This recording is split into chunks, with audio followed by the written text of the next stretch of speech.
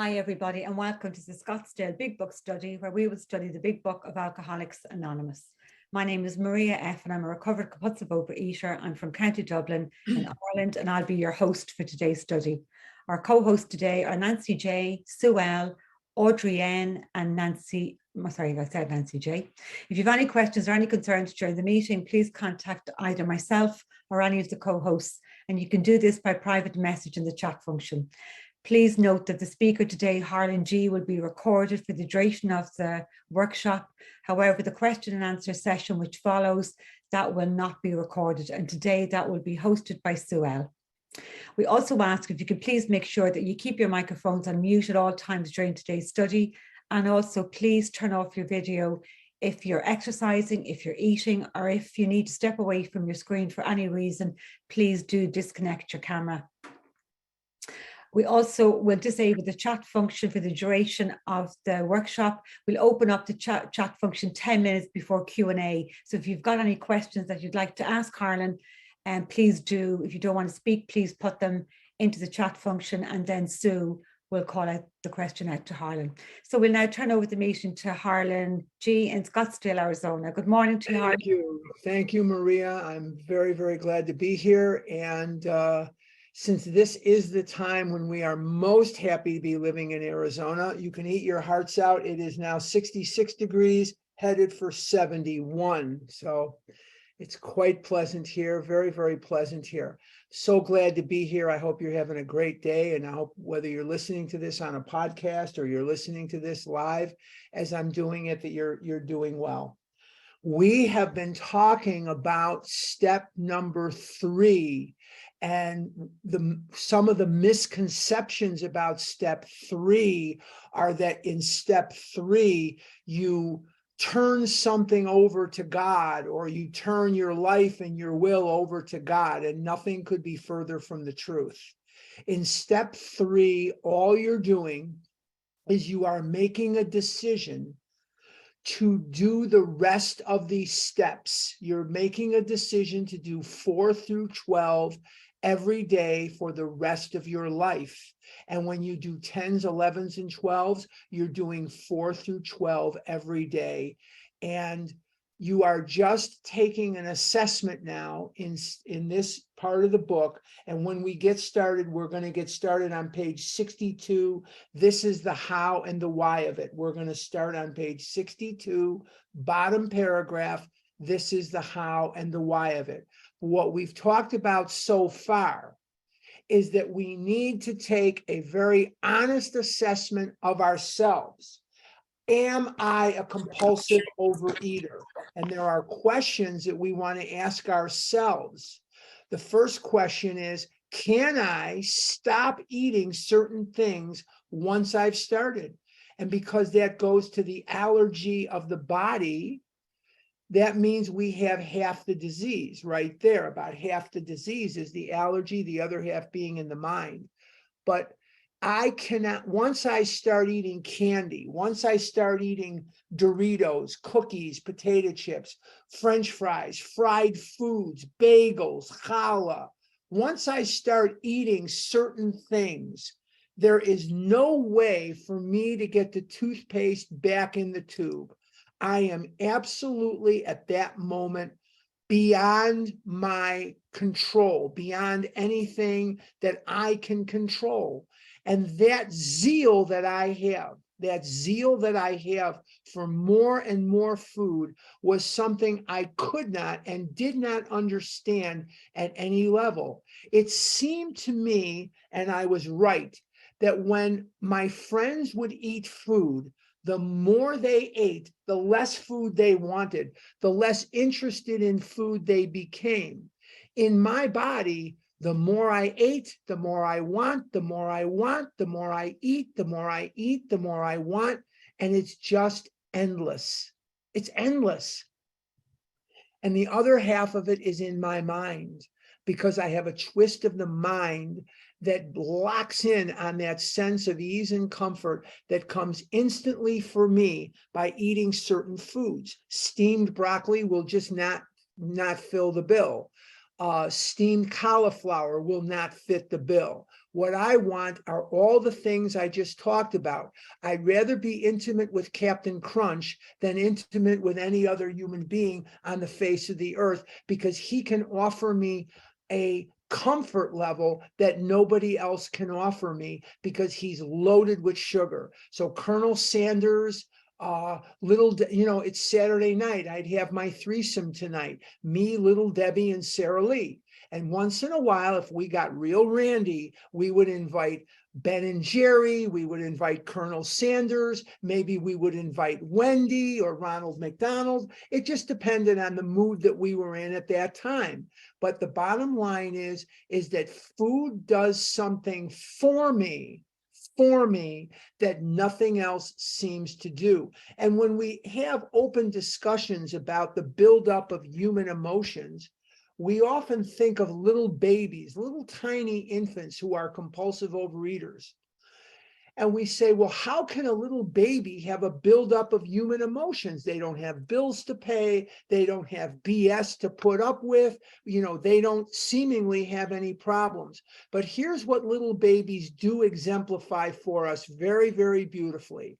However it is, whatever it is they seem to be feeling at any moment seems to get enormously better once they've eaten certain foods. So we see that the food acts like a sedative, like a drug in their system, and that somehow, some way, they feel fantastic once they've eaten certain foods. And so we can tell by the action of little babies that they have this effect that Dr. Silkworth, and this effect is that sense of ease and comfort that comes instantly by eating certain foods, certain ingredients of food. For me, and I do not want to debate this later, I'm talking about for me, flour, dairy, sugar, anything fried, anything real crispy, anything like that, that's going to make me go nutsy cuckoo for the food. It is just going to put me in a position where I just can't resist it because of that effect. And once it's in my system, now I've triggered the physical allergy. I'm going to go more and more and more. But in order for us to really look at the problem, in order for us to really look at anything, the first thing that we need to do is we need to take a very honest assessment of who we are so we know where we're going. If you don't know where you are, you can't know where you're going. If you've ever been to a shopping center, and I'm thinking that shopping centers in our lifetime might be a thing of the past because they're not doing well, that's for sure. And if you remember back at the shopping center, what's the first thing you notice? It says, "You are here." So if you don't know where you are, you can't know how to get where you're going. And step 3, the assessment that we're making of these character defects, and step 4, simply boiled down, they are an indication that you are here. So they tell us where we are so we know how to get where it is that we want to go. And in our zeal to overcomplicate things, and I won't mention any specific literature because then people will get offended, but in some of the literature that some of you are exposed to, it takes this step 3 and step 4, and it does what Overeaters Anonymous has done for generations. It overcomplicates it. Let's boil it down so that it's very, very simple. We are looking at selfishness. We looked at that first. What is selfishness? Selfishness is, it's all about me. I want everybody to stick to my script. And I'm convinced that because one of the most important things that we see in our lives, in our soul, is we are very uncomfortable with the surrounding world that we were born into. We feel less than or superior to. We very seldom, if ever, feel equal to. We feel less than or we feel better than. We have an ennui, a discomfort. We have a very, very deep-seated emotional discomfort with the world that we were born into. And we constantly look around and convince ourselves that if I were more like him, if I were more like her, if I had that kind of car, if I had that kind of house, if I had that kind of whatever, then suddenly my life would be catapulted into a better place. And the truth of the matter is, we're living the lives as we are right now, where we have an opportunity to better ourselves, but the external world that we live in cannot give us relief from this disease. Our relief must come from a higher power. The last paragraph of chapter 3 tells us once again, the alcoholic has an illness which only a spiritual experience, or in my case, a spiritual awakening, will conquer. I've never had a spiritual experience. A spiritual experience is very sudden, very profound. Mine is a spiritual awakening, which is slower in developing. Then we have self-seeking. What is the difference between selfish and self-seeking? Selfish is the script that I have in my head that says, if this person would do this, if that person would stop doing that, if those people over there would just quote unquote get it and do things my way, if only the Democrats, if only the Republicans, if only the independents, if only the government, whatever that may be, we are certain that if they acted differently, that we would have a better life. And the truth of the matter is, in most cases, this is insanity. This is pure, plain insanity. Because as my mother used to say to me, she used to say to me, "Azoi gatus, my zun." What does azoi gatus, my zun mean? It means it's always something with you. You always seem to want something. There, first it was silly putty, then it was a bicycle, then it was this, then it was, you always seem to want something. And when you get it, you are only satisfied for a very, very short period of time, and then you want something else. All of a sudden now you have to have something else. And this is what she said to me. And you know what? My mother might have been crazy, but she wasn't dumb. She was 100% correct. And none of those things, whether I got them or I didn't, none of them, and most of the time I did, but none of those things made my eating disorder go away. I've driven off the lot with brand new cars. I've bought condos and I've had whatever. None of it made a difference. Maybe it did for 5 minutes, 10 minutes, but you know, nothing stays exciting for very long. Things have a limited lifespan. So we have selfish, which is the script. Everything has to be about me. Self-seeking. These are the actions we take to get people to stick to our script. Maybe we'll be very nice to them. Maybe we'll be very mean to them. Maybe we'll give them the cold shoulder. You know, whatever that may be, we are master manipulators. We are master manipulators, and we know just how to push the buttons of the people around us to get them to stick to our script. But oftentimes what happens is they see through us. And as people that see through us, they retaliate and they create pain and suffering for us because they don't like to be manipulated. If you're going to lie and you're going to manipulate, for the love of God, don't do it in Overeaters Anonymous, because you can't lie to liars and you can't manipulate manipulators. And this is a room full of liars and manipulators, whether you want to think so or not. This is a room of liars and manipulators. So this is a very tough place. It's a tough crowd to BS or to try to manipulate these people. So we've talked about selfishness. We've talked about self-seeking. And we look at the world and we say, if only, if only, if only, if only, and if only will not come. Because as Zoe Gatus, it's always going to be something, isn't it? Let's go to the bottom of page 62, and we're going to dissect this paragraph, perhaps in a way that you've never dissected it before. And we're going to look at this in a way that I hope will be very, very helpful, because all of our lives, we have figured out ways to get us where we want to be. And to one degree or another, these character defects of selfishness and self-seeking have worked to one degree or another, but they always seem to boomerang back around on us, didn't they?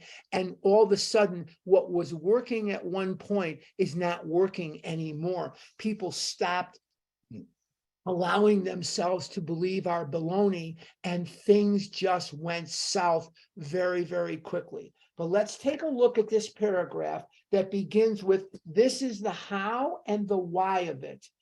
First of all, we had to quit playing God. Let's stop right there. Well, let's continue. It says it didn't work. We have to stop playing God. And when we say playing God, what I mean is we have to stop thinking that we know what's best for anyone, including ourselves. We have to stop thinking that we know what's best for everybody, including ourselves.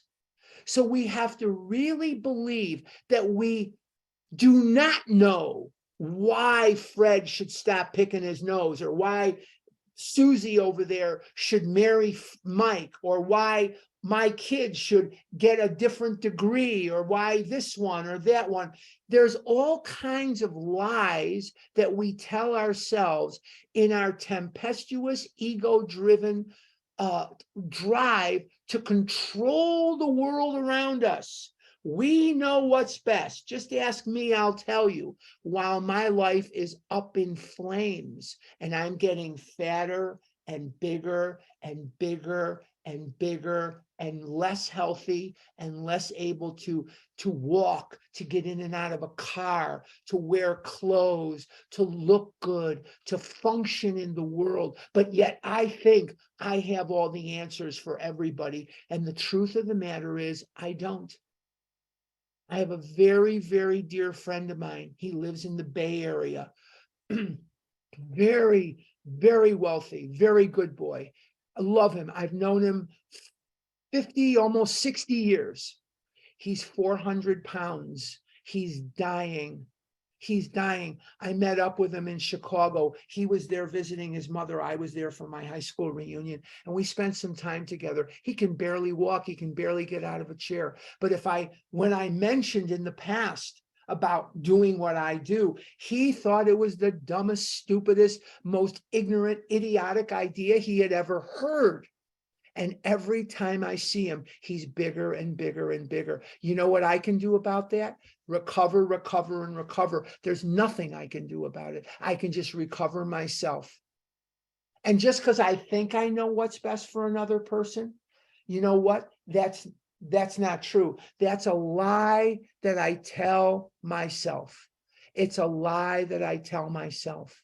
I don't know what's best for another person. Yes, on the surface, it would be so much better if he was healthier and he's diabetic and he's had 2 heart attacks and he has stents in his heart. He doesn't want to do this. There's nothing anyone can do. The only thing we can do is live our lives. The only thing we can do is live our lives. And I can either be at peace with that or not, but that's a choice. So I have to say, if someone else's recovery means more to me than it does to them, I'm the one in the Al-Anonic condition. I'm the one that better get my tuchus over to Al-Anon, because I'm the one that's suffering. We have to quit playing God. It didn't work. I don't have the answers, not even for myself. Right now, I'm going through a period in my life where I am grieving the mortal loss of decades and decades of my life. You know, this disease doesn't just make me fat. This disease took everything away from me. And I am going through a lot of inventory work. I'm going through a lot right now to try to get in touch with the grief and loss of decades and decades of my life. I had a life such as it was that did not include things that I believed I was entitled to. like kissing a girl or going on a date or going to a dance or having young American parents that were with it and, that could leave me some money and maybe whatever. And I lost a lot of my life to this disease. But one of the things that keeps coming back is it is what it was. I can't control it. I survived it.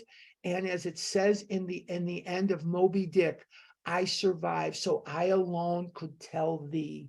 I alone can tell my story. And I have to understand that the pain that I suffered helps other people to live and grow. And maybe, even though I'm 68 years old, whatever time I have left on the clock can be spent living a life that's really worth living. No, I'll probably never be wealthy. No, I'll probably never be a lot of things. But one of the things I am definitely is I'm alive. And there are people that were younger than me that I saw in the obituary column in the Chicago Tribune this morning. I'm alive.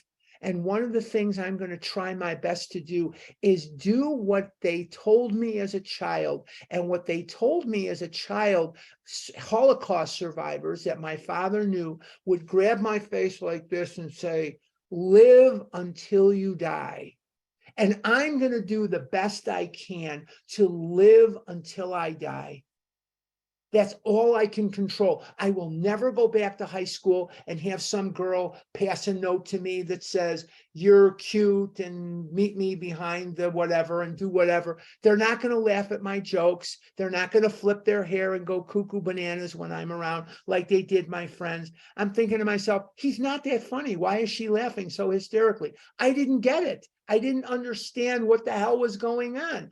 He's just not that funny. But the bottom line is they never laughed at my jokes. They never told me I was cute. They never told me anything like that because I was 4 times the size of anybody in my environment. So there's nothing I can do about that. But there is something I can do about today. And by living in today, in recovery, I make a better tomorrow. One day there won't be a tomorrow for me. One day there'll be a day where I will not have a tomorrow, but I want to live right up to that point. And where that starts for me is to quit playing God. It's exhausting. It wore me out. I mean, the disease is the most exhausting way of life imaginable. And when I have to run the world and I have to know everything, and of course, I have to control everything in my mind that's going on. Of course, control is an illusion. Nobody has control over anything. Well, that's exhausting. I have so much more energy now. Holy mackerel. I never realized how heavy my luggage was until I let the bellboy carry it. Holy mackerel. When I put this load of garbage down, wow, I feel great. I feel better than I've ever felt before. That's fantastic. We have to quit playing God. It didn't work. Next, not in a month, not in 2 months, next. We decided that hereafter in this drama of life, God was going to be our director. Stop right there. Go to a movie set, a TV show, whatever it is you want to go to, and who's in charge? The director. You go and you're crying because your mom and dad, their barn burned down and the dog ran away, and you're crying and you're sad. Now you over there, you just fell in love with Juliet, you Romeo, you're happy. That's the director's job. The director is there to direct. God is going to be the director. I don't have to direct. And notice that director is capitalized. Why is God capitalized? Why is director capitalized? Because he's talking about God. He is the principal. We are his agents. Stop right there. Now, some of you come from a business background. Some of you don't. I have a real estate license in the state of Arizona. Because what I do for a living, I do 2 things, but one of the things I do for a living is I work with a business broker. I get leads, and if we sell the business, I get a percentage of the commission. Now, one of the things that I have in the state of Arizona is called a fiduciary duty. What does that mean? That's a fun word to say, fiduciary. Drop that at your Thanksgiving dinner coming up next week. Try to find a way to drop the word fiduciary. What does it mean? It means I am legally obligated to put the needs of my client above the needs of myself. And so when God is the principal and I am his agent, I have an agency with God. What does that mean? If you have a realtor that sells your house, that realtor is obligated to do what you tell them to do, unless what you tell them to do is illegal. So as long as your instructions are legal, they have to do what you have to do, what you tell them to do. They are the agent, you are the principal. So as the agent, I am obligated to do God's work. He is the principal and I am the agent. That means I have a fiduciary. I love saying that word. Stop me before I get addicted. But I have a fiduciary duty to put the needs and desires of God before my own. Do you honestly think that my life has ever gotten better when I get up in the morning? I want, I gotta have, I want. That's my disease talking. Everything is in capital letters with exclamation points after every word. I want, I gotta have this, I gotta have that. My mother told the story of the silly putty.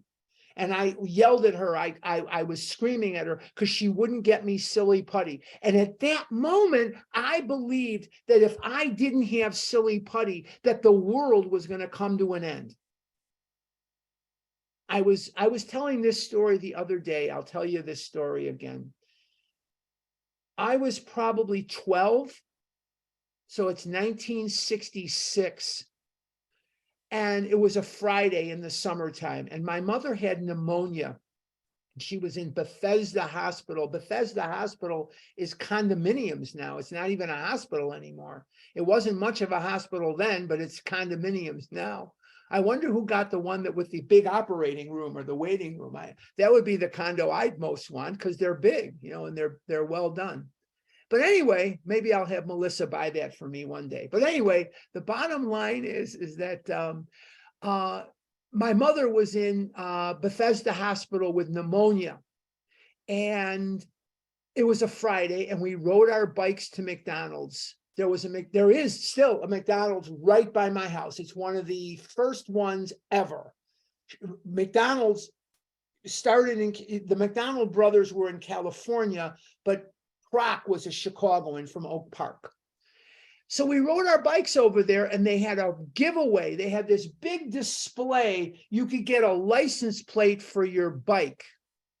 And they had the names on there, Ann and Amy and Andy and Alfred and, all the way up to Zelda and Zebra and Aardvark or whatever they had. But they did not have a Harlan. No Harlan in sight. And all my friends gobbled up those license plates and they put them on their bike. And I was the only one in my little group that did not have a McDonald's license plate. And I was in tears on the way home. I was beside myself. I can still see the bike that I was riding then. I can still remember everything about that day. I'll probably never forget it. And I get back home, and everybody went home for dinner. And I told my mother, she was in the hospital, I hope you die. You gave me that stupid name. I wanted another name. I hate my name. We went to McDonald's, and I'm the only kid on Albany Street that doesn't have a McDonald's license plate. And my mother didn't miss a beat. She says, why are you going to McDonald's? I left you hamburger meat in the freezer. All you need to do is have your father thaw it out. And that's not the point. The point isn't the hamburger meat, Ma. The point is I'm the only kid on Albany that doesn't have a McDonald's license plate. how many of us in our ego, in our crazy ego-driven madness, have done that to ourselves, taking something completely insignificant, something that if God has time can easily work it out. But in our ego-driven madness, we had to put our hands on it and straighten it out and fix it. And the more I try to fix something, the worse and worse it gets very, very quickly. So God is going to be the principal and I am his agents. Now, when I lived in Oregon for 9 years. We started a little company up there, me and my friend. And when I left Oregon to move here to Arizona, the kids that worked for us, we had 30 or so employees at that time, they chipped in and they got me a personalized little license plate. And they gave that to me as I was leaving. I still have it here somewhere. I don't exactly know where it is, but I know it's here. And they bought me a license plate because all of them knew that story. I told it so many times. And they gave me that license plate. And I'll tell you, it was funnier and better than gold. It was so touching that they went to such lengths to get me a little license plate to take the place of that McDonald's license plate that I never could get. Anyway, that aside, little stories, little snippets from my life.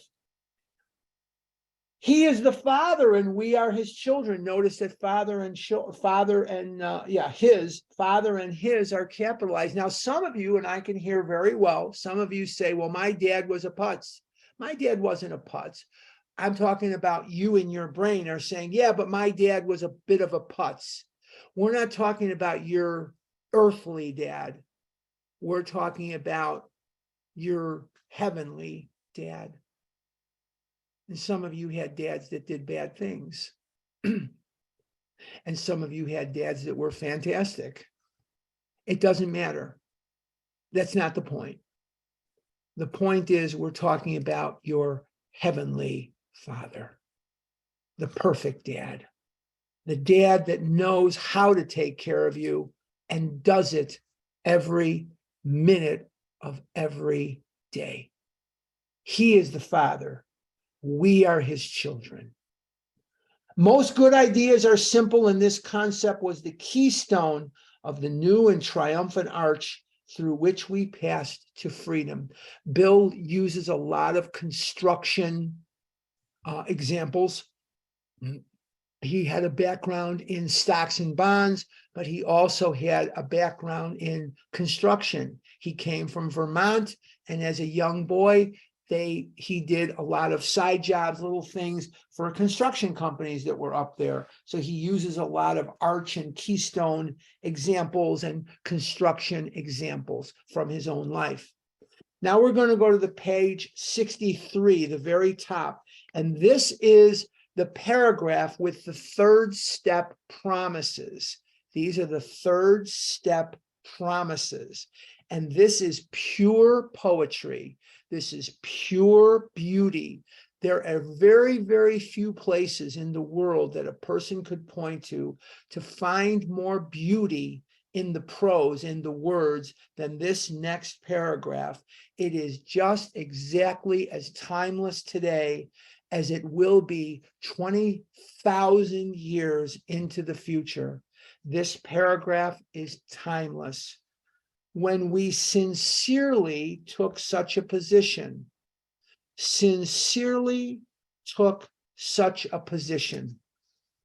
in ancient Rome, there were sculptors that did sculpturing, and they would take a piece of wax, and if it was beautifully perfect, they would stamp on it sine cera, which meant without flaw. Sine cera, without flaw. And when we are sincere, we are going into it without reservation, without flaw. I can't really work the steps and say, God, take the food, I'll handle the money, I'll handle the romance or lack thereof, I'll handle the romance, I'll handle the whatever, the health issues. You just take the food, and if you want to, get me a new car, whatever. No, it doesn't work like that. I'm in or I'm out. I'm pregnant or I'm not. I'm alive or I'm dead. That's how we have to be. When we sincerely, sinasira, without flaw, without hesitation, took such a position. What position? What is he talking about? The position just described, that God is the director, that he is the principal, we are his agent, that he is the father, and we are his children. This is the position that we are talking about. That no longer am I going to want to see myself as the grand, high, exalted, mystic ruler of the world. I am incapable of knowing what is best for anyone, including me. When we sincerely took such a position, all sorts of remarkable things followed. What kind of remarkable things followed? I am now starting to live a life that is more recovered, sane than I did before. I have a hula hoop around me that you can't see. My hula hoop is the barrier. My hula hoop, inside the hula hoop, that's all the things I can control. What I'm going to wear today, it's game day, so I wore my duck. It says, life took me to Arizona, but I'll always be a duck. That's what it says on my shirt. Life took me to Arizona, but I'll always be a duck. And I'm an Oregon Duck fan. Now, inside the hula hoop, I can control what I wear. I can control whether I brush my teeth or not, whatever that may be, my hygiene, whatever. But outside the hula hoop, I am powerless. So the challenge of a sane life is stay in your hula hoop. Every single time I try to venture beyond my hula hoop, I get third-degree burns. I am not the controller of the world. No way am I in control of the world. I say this to people all the time. Stay in your hula hoop. When we sincerely took such a position, all sorts of remarkable things followed, which means all the things in the hula hoop are going to get much better. I don't have to take time, effort, attention, thought of all the externals. I don't have to worry about the weather in Korea. I don't have to worry about somebody in outer Mongolia is not behaving according to my script. It's beyond what I can control. I let it go. I let it go completely. I don't care. That's God's job. We had a new employer. Notice that employer is capitalized. Do you know where the word tenure comes from? In ancient Rome, if a man worked for you for 10 years and he died, you were responsible for his widow and children, minor children. And so the word tenure means 10 years. I am working for God. He has a responsibility to take care of me. I'm doing his work well. He is going to take care of me. Even if I don't do it very well, he's going to take care of me. But I'm not going to get quite the reward as if I do it really well. I'm not going to get the reward for it. We had a new employer. Being all powerful, he provided what we needed if we kept close to him, capitalized, and performed his, capitalized, work well. If we kept close to him and performed his work well. What is the work that we're talking about here? Digging ditches? No. Cleaning up stalls from animals? No. Going to the zoo and cleaning up the dung? No. What we're asking you to do is work the steps and help others. We're asking you to do what it is you said you wanted to do when we showed you the paragraph. If you want what we have and you're willing to go to any length to get it, then you're ready to take certain steps. We showed you that paragraph on page 58. You said you were in. You agreed that you were in rather than out. So we're going to assume that you were truthful, that you really are in rather than out. Established on such a footing, we became less and less interested in ourselves, our little plans and designs. I get this question all the time. I don't want a sponsor. Can't I just be the treasurer of a meeting or be a moderator? Or can't I host a meeting? You can do all those things. Those are things that need to be done. But unless you're willing to get your hands dirty and sponsor, you're not working a 12-step program. You're working an 11-step program.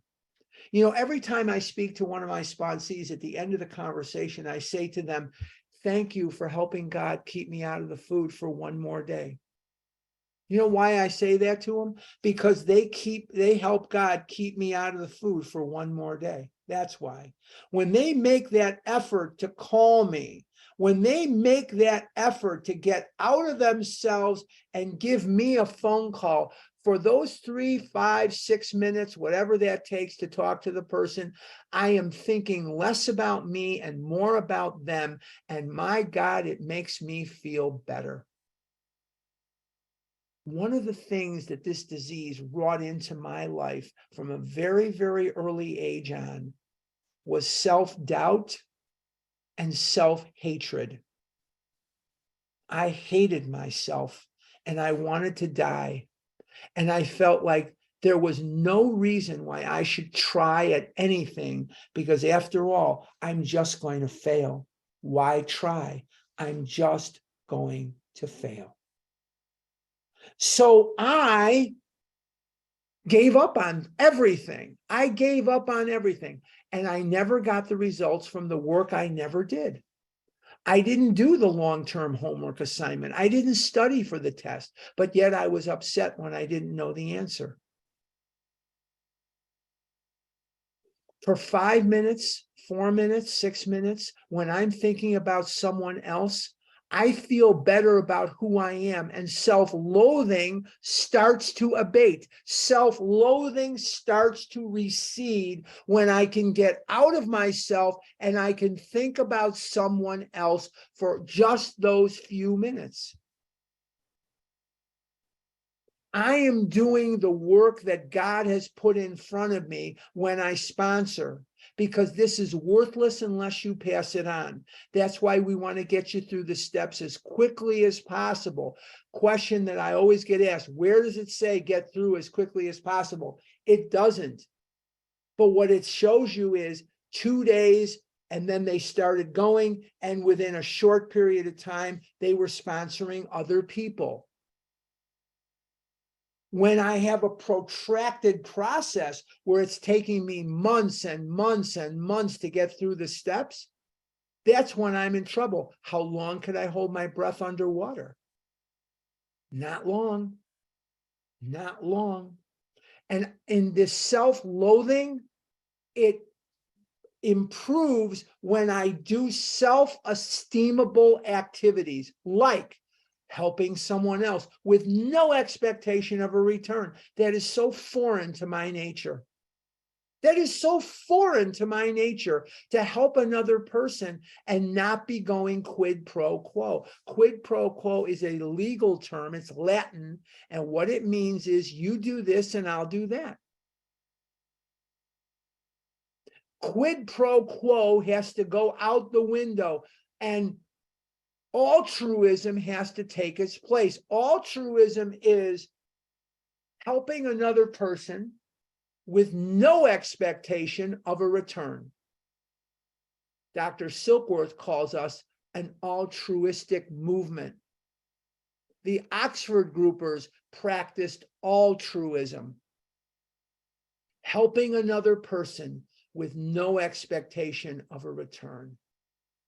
I don't want to live where if I catch a glimpse of myself in a mirror or a store window or a car window, that I despise what I see. I don't want to live encased in a body and brain where I loathe myself, where I want death more than I want life. And the only path out of that for me is through working with others. And when God opens a door, he opens it all the way. My program gets better because I hear myself saying to that person the very thing that I need to hear. Nothing ensures immunity from drinking like intensive work with other alcoholics. Nothing ensures immunity from drinking like intensive work with other alcoholics. And when I do this, I am perfecting and enlarging my spiritual life. Now, I don't have, hopefully, a very superior attitude about myself that I'm better than you.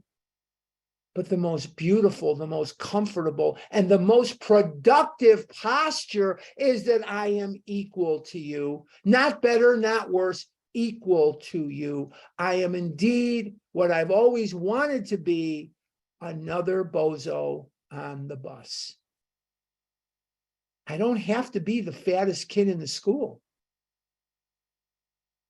I don't have to be the dumbest or the smartest. I don't have to be the perfectionist that if I can't win, I don't want to play. If I can't be the best, I don't want to play. And I better know instantly how to play the piano, just like Tchaikovsky or just like whoever, and I've never taken a lesson in my life. I don't want to know that Harlan that I was that hated himself to that level. Whereas I was shoving food down my throat. And when people would point out to me what I was doing to myself, I wanted to die. And inside I was saying, I hope you're right. I hope I drop dead tonight. I don't want to have those conversations with me anymore. I like being able to get up out of a chair. I like being able to get in and out of a car. I like that. It makes me feel good. It makes me feel good when I finish my 3 miles in the morning. 6 days a week, I walk 3 miles a day. And you know what? That's another reason why I don't loathe myself, because I do those things to be a friend to me. I benefit tremendously from those things.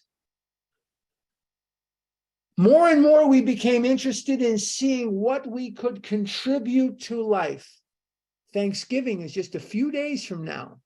Many of you are going to call and ask, what can I do to get through Thanksgiving? Go to where you're going or host what you're hosting and look to give rather than take. Look to care about the people that you're with. Instead of being focused on the stuffing and the this and the that, focus on the people that you are with, and you will find that your results will be life-giving. Focus on adding to it. I'm going to a place where there's going to be lots of people in their 80s and 90s. All I have to do is sit down and say, so what did the doctor say? I don't know the last time they've been to the doctor. They're in their 80s and 90s. All I got to do is say, so how was your surgery? What did the doctor say? I don't even have to know them. And they're going to go on a 25-minute thing about the doctor said this, and they should have gone to this doctor, and they went to that doctor. And it's going to take a half an hour. And I look at my watch, and after 3 or 4 of these sessions of what did the doctor say, it's time to go. And I never had to sit and talk about, and I want to this and I want that. And, I want this and I want to go here. And I didn't have to obsess about that. And I didn't have to evoke self-pity from anybody. I can be there and let them talk about their operations. And one day, if I get to be 80 or 90, which I don't know that I ever will, who knows, maybe one day some person will say to me, so how was your operation? And I'll be able to tell them all about it. Get out of yourself, get out of yourself, get out of yourself. You want to find God? Look for God in the face of one of his children. As we felt new power flow in, as we enjoyed peace of mind, as we discovered we could face life successfully, as we became conscious of his presence, he is here. Notice that his is capitalized, his presence. We began to lose our fear of today, tomorrow, or the hereafter. We were reborn. In every way that a human being can be reborn, I have been rearranged and altered and reborn. I have very few similarities with myself as a youth. I have the same name. I still don't have a McDonald's license plate. I still have the same name, and I have the same social security number. And my parents are still not Rob and Laura Petrie. They're still Max and Virginia Grabowski. And I still grew up on Albany Street in Rosemont, and I still had a lot of memories. But I'm not the person that I was. I'm not. I don't have to be better than you. I don't have to be worse than you. And if you're female and attractive, I try not to be scared to death of you, although I'm less successful in that endeavor. But I can talk to all of you much easier than I can talk to one of you. But the bottom line is that I have a place in the world. It's not the place I would have wanted. I wanted to be wealthy, and I wanted to be very important, and I wanted to be the first baseman for the Cubs, or the quarterback for the Bears, or the middle linebacker for the Chicago Bears. I never got to be those things. But I am who I am, and I'm okay. I'm a decent guy. Like me or not, here I am, and this is who I am. This is what I am. And so we were reborn has a lot of meaning to me, because I see things very, very differently than I did so many years ago when I waddled into a meeting at 500 plus pounds, farting and crapping in my pants and pissing in my pants with no money. I had my car repossessed twice. I paid cash for the car that's outside my house. I went in, I saw the car I wanted, I bought it, I wrote them a check. They checked me out. I drove the car home, no payments, no nothing. I don't have a fancy house. My house is very, very, very modest, but it's mine. This wall over here belongs to me. If I want to drill into it, spit on it, pee on it, whatever, it's my wall. I can do anything I want to it. It's mine. Now I pay my mortgage, but that's fine. I don't owe anybody a cent. Now I do owe a mortgage. That every month I owe a mortgage. That's fine. I have no credit card debt. I have no debt of any kind. None. Zero. And I walk the streets a free man. I used to lie when the truth would have served me better. I manipulated people. I did a lot of very bad things. I was not nice to my mother. I was not nice to my mother at all. I blamed her for everything. I don't have to blame her anymore. She's been dead for 46 years. And the freshness date on my unhappy childhood has expired. It's time for me to stand on my own feet and say, Mom and Dad, you did the best you could. I'll take it from here with God. The third step is not where we turn anything over to God. It is an agreement, a decision to do so. And how do we turn things over to God? By doing the rest of the steps. Now, before we go, I'm going to turn it back over to Maria. But before I do that, I'm going to remind you that on December 9th, 10th, and 11th, I will be in White Plains, New York. And I will be there doing Big Book. So if you are in that area and you have not registered already, please do. We would love to see you. It would be fantastic to see you. And I am not, I don't have, I know there's somebody on here that has the information they can post on the chat. I don't have it, or I don't know how to do it. When I do it, all that comes up is the picture, but it doesn't come up the rest of it. So obviously I'm doing it wrong. So also the OA birthday. What the heck is going on with you guys? Register for the birthday. Come on, Los Angeles, California, 13th, 14th, 15th of January. We're going to have a good time.